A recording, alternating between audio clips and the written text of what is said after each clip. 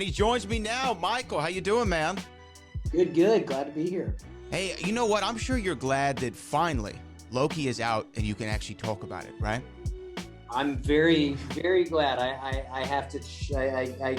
A few less things I can say that get me killed. It's good. I'm sure it's been like a whirlwind just having, I think out of the initial batch of those Disney Plus shows, Loki probably like the most popular character in the MCU of the first slate. I think you can make an argument for any of them, but Loki just has ties back to that first Avengers movie, first Thor movie. So let's start kind of there. Like, how do you feel about the reaction to Loki, though? How do you feel about it? I mean, people seem to be blown away by that final episode. Dude, it's humbled, grateful, relieved. If we had blown it at the end, you don't want to recontextualize the legacy of the show in a negative way. But yeah, I feel very, I'm just humbled that people watched and cared so much, and I'm glad we brought it into the station. Did you know there was going to be a season 2 when y'all started production, or did you get that note, halfway through the process? It was something that evolved. I think we always knew it was a possibility. But it was our goal to tell a complete story with this season, and something that could stand alone, and that would propel Loki into a new chapter of his story in the MCU one way or another. So you shoot this thing, people are anticipating it. You can't say anything. This is MCU. It's like Fort Knox. The vault is locked. You can't get in. Was there like a single scene or a moment or a reveal, something that you had written that you couldn't wait for people to see so you could talk about it? I mean, man, I was stoked for everybody to see Jonathan Majors as He Who Remains. That was the, knowing that we had that ace up our sleeve, that we were going to really deliver on that, and that in fact that was kind of the meat of the finale, was meeting that character. That one I always felt good about. That and Alligator Loki. Well, Alligator Loki won the internet. Did you? Yeah. I didn't like when I was watching the episode. I thought it was awesome to see an alligator Loki, but I never thought that would be the #1 trending topic the next morning on Twitter. I knew that was my vision. That's my real talent as a writer, is knowing what's stupid. I'm like the Oracle at the end of the Matrix. I didn't know, but I believed. Yeah, I mean, everybody obviously, loved the show, and the last episode. What I loved is you had like this buildup of these huge action moments. Even the episode before that, big action at the end, and then the final episode was more of a conversation between characters. It wasn't this grandiose, set pieces, big action moments. It was very, very small, kind of in its. It was small, but it was big at the same time. Was that intentional to have like a real, kind of characters having conversations in the final episode? Absolutely. It felt like in a lot of ways that had been kind of the bread and butter of the show throughout. Certainly those were my favorite parts, were just the conversations. It mirrored the first episode in a way that was just Loki and Mobius sitting in a room, cross-examining one another. And we had just done the big kind of action episode in our penultimate episode 5. And so it felt like it was an opportunity to just, do something more intimate and build tension in a totally different way. So, I mean, you had the TVA, time travel, obviously essential in this story. For me, I mean, my favorite movie of all time is Back to the Future. I love it so much. I wrote a book about it last year. When you do any time travel story, that's the first thing that people compare it to, right? Back to the Future. When you were writing this time travel story, did you have any other time travel movies in your mind of how they handle time travel? Or did you say, look, we're just going to kind of go off what Endgame did and try to, add on top of that? Well, I think you try to have everything in your head. Certainly Back to the Future. Looper was something I thought about a lot, that I thought did a great job of anything that explained time travel in a way that was practical. That's what I like about Back to the Future is Doc Brown's a scientist, and he's like, look, here's how it works. There's a practicality to it, because it was the TVA. That was what we always said in the writers' room: is time travel is not magic. It is paperwork. It represents procedure and bureaucracy in our show and everything. And so I just tried to really draw inspiration from anything that sought to, explain time travel and treat it as a real thing, as a real element of the story it was in. So you before you did Loki, obviously you did episodes of Rick and Morty, writing episodes of that, which is a almost a playoff Back to the Future. It is a playoff Back to the Future, and there's the interdimensional travel in that show. Was that kind of what got you on the radar to do Loki? You're writing for that, or how did you kind of get tapped to be the guy?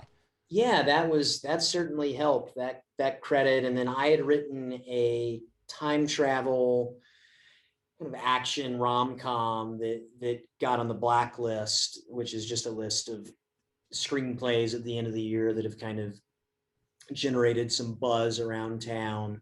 And that just happened to be the perfect sample, because it was about kind of a time traveling rascally character that and that obviously Marvel wanted to do a time traveling show about Loki, so it was sort of right place, right time. And when writing it, did you feel, because I want to talk about Heels here in a second, which I absolutely loved. I got to watch the first few episodes today. But when you were writing for the Marvel show, they have very specific things historically, like we need this to lead up to go to this, right? I mean, Kevin Feige's thinking down the road. Did you find any of those to kind of constrain your creative process, or were you okay working within those borders? It actually kind of made the challenge it all that much more fun. Yeah, I mean, it wasn't. That was always. There really aren't constraints. Truly, it's there's a roadmap. Sure. That's an offer to you for places to go and cool things to pull from and build to. But the charge is always make your thing the best it can be. Make something awesome. And that's, so yeah, I really felt a lot of freedom doing that. So now next up though, and you're able to talk about Loki, but you're not able to talk about the next thing, this Doctor Strange, Multiverse of Madness. Now you're going from Disney Plus, kind of you getting time, 6 episodes, a lot of time to tell a story, at least the size of Loki. Now you're gonna have to kind of constrain that, I guess, in some regards to a 2 hour plus film. How has it been like? I know you can't give anything away, but how has it been like having to write that script and going through that creative process? It's been a pleasure, man. I mean, it's Sam Raimi directing it, so it's been that's been the coolest thing in the world, working with Sam and that whole team. Benedict and the cast is just fantastic. And yeah, it's on one hand, it's less space than a 6 hour story, but with Loki, we really worked hard to make sure every episode stood on its own. And so that, that's what you want a movie to do as well. And so you attack it in a similar way, and ultimately you just trust your instincts that, a good story is a good story, no matter how long it is. Well, I mean, obviously Loki was just great. Everybody loved it. I'm sure the train will roll on for Doctor Strange, but I see you wearing the hat. Let's talk about Heels. We got to talk about Heels. The show that you created, you wrote. Pro wrestling has been something that I've loved my entire life. I've gotten to work in pro wrestling for the last 9 years under WWE Hall of Famer Booker T here for his independent promotion in Houston, working with the Reality of Wrestling, and it's, I mean, tailor-made for a drama, for a sitcom, for a cinematic experience, whether it be on the small screen or the big screen. What was the genesis of this? Were you always a wrestling fan and had this idea in the back of your head, or did you kind of stumble along your way? No, man, I was a diehard wrestling fan. I was watching Booker T and Stevie Ray, Harlem Heat back in the day.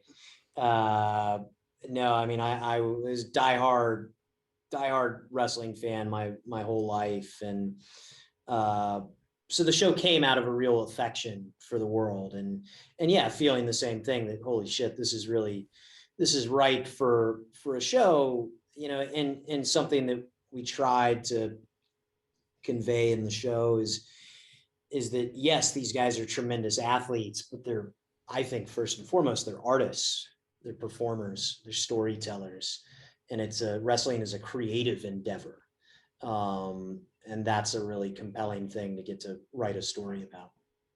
One of the things that you touch on the show, like obviously not to give anything away, but there's so many guys who can be something inside the ring, maybe a larger than life character that everybody loves. And then behind the curtain, when they go to their real lives, there's this great duality that they have to play. Maybe they're playing a baby face, but they're not the greatest of person. Maybe they're playing a heel, but they're really the good guy trying to hold everything together. Was that kind of a thing that you like to play with when you were writing the show? Yeah, absolutely. That living up to the expectations of who you are in the ring, and just identity. It's easy to go out into the ring and be the good guy, and get the cheers and everything. It's a different thing to be a good person uh, in your daily life, and to make the choices that make you a face in reality. Um, that's all rich, compelling stuff. I think, and part of what drives the show. Did you have to go to any independent promotions when you were writing this show? Because I got to tell you, you really nail it. Because there's a moment in the first episode where I'll just say one of the characters makes a purchase for the show.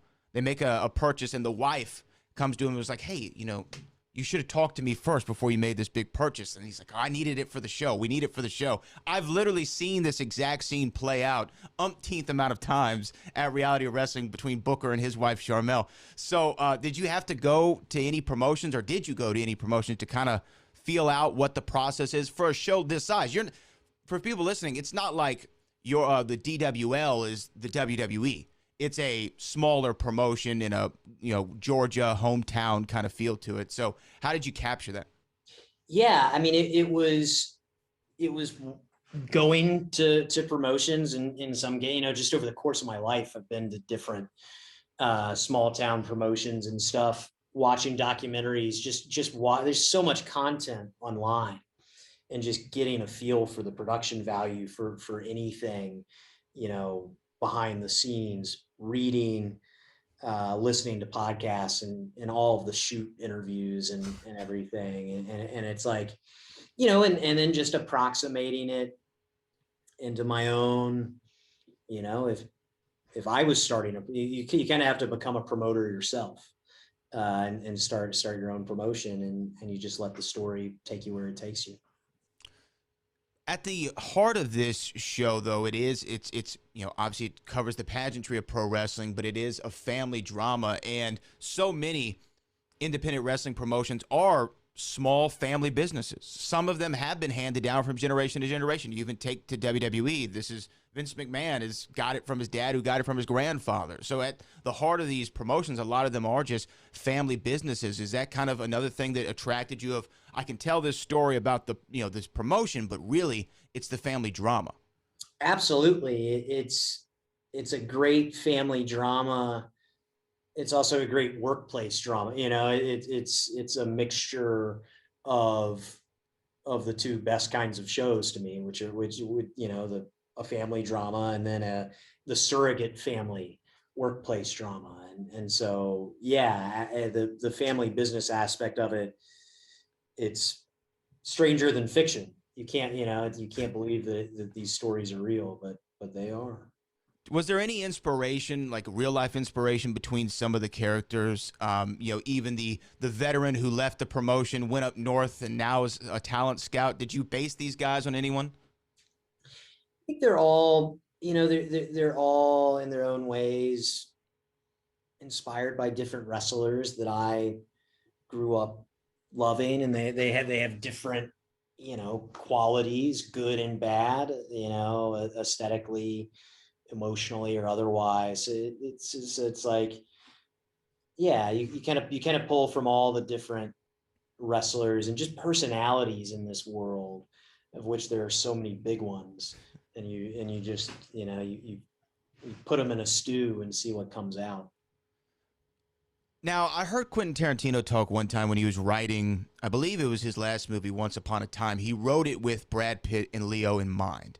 He said, when I was writing these characters, I saw them in my head when I was making this movie. Was Stephen Amell that for you? Because to me, he was the perfect fit for this when you think of, not only Arrow, he can do the action thing, he has the look of a pro wrestler, but he's also a massive fan who's wrestled actually for promotions, including WWE. Wrestled a match at SummerSlam a few years ago.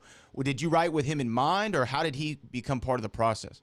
No, I mean, I first wrote this pilot in 2013 when I was an intern on Rick and Morty. Oh, wow. I didn't really write it I just wrote it with the prayer that it would help me buy food eventually, as in mind. Um, and I kind of no, I think in this case I didn't cast it in my head. That felt like that would just I was embarrassed to do that at the time because I was just such a nobody. Maybe I have the luxury of doing that a little bit more now. But Steven, when we got him, that's when the show fell into place. And Alexander, that this show, perhaps more than others, uh, would not work without the very specific casting.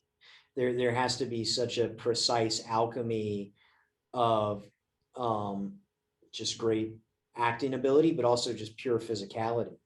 And to have found Stephen and Alexander, who have both in spades, pun I guess intended.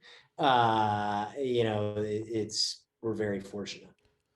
Yeah, I will say that Stephen Amell and Alexander, they both crush it in their main roles. Really liked it. And for me, I'll be honest, whenever you hear, hey, they're making a wrestling show or they're making a wrestling movie, as a lifelong wrestling fan, someone who has a deep respect for the industry working in it, you get a little hesitant. You're like, oh, what are they going to do?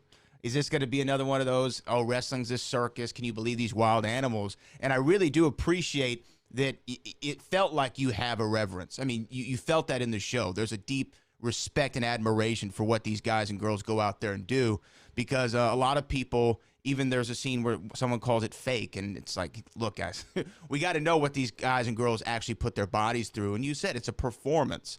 And I really do appreciate the reverence that you had for the industry. It was felt within the show and the writing. And the writing's very, it clicks for me in certain respects where I hear certain terms like, oh, yeah, he went up north, or they're going to put him in developmental. These are things that guys actually say that even the hardcore fans will pick up on. Maybe the layman doesn't know what you're talking about on the first watch, but the hardcores pick it up. So I do appreciate you throwing that in for us. Yeah. You want it to, you obviously want to capture the authenticity of what is a very specific world with a very specific language. At the same time, you want to invite in an audience who doesn't know anything about wrestling to learn about it and to fall in love with it. And so you're always trying to strike that balance. And that was something that, I worked closely with our writing staff, and then our showrunner, Mike O'Malley, as they brought this thing into production. They did a great job just continuing to build out the episodes with those little bits that just make it feel that much more real.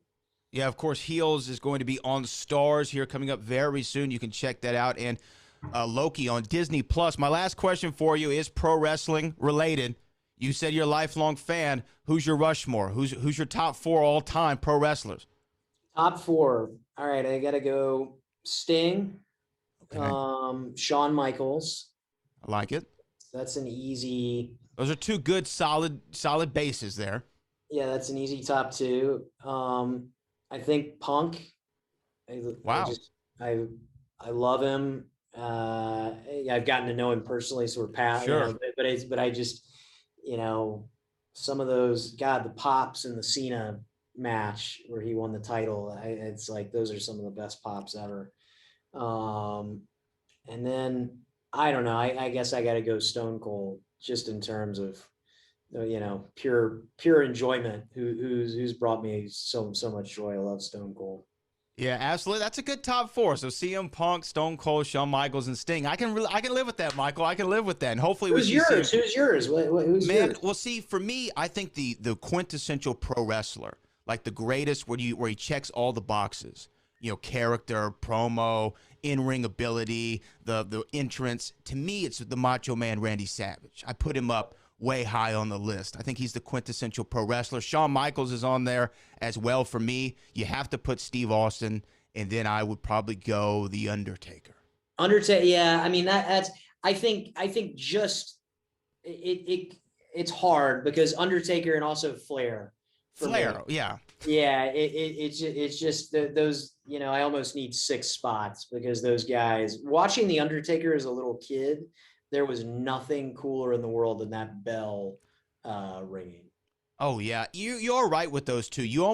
It's almost like if you ever have the like the top five dead or alive rappers, you say, okay, without Biggie or Tupac, let's put them to the side, and Right. then let's debate the rest of it. So that's kind of Yeah, what exactly. Taker and Flair has done. So again, the show is great, and thank you for bringing pro wrestling to the mainstream and treating it with respect and reverence. I think that every wrestling fan is going to love this show. Just like every Marvel fan loved Loki, and we appreciate you for taking some time and talking to me today, Michael. Thanks, man. All right, have a good one. That is Michael. The show is called Heels and Loki. You can get on Disney Plus and Stars. We'll be back in a minute.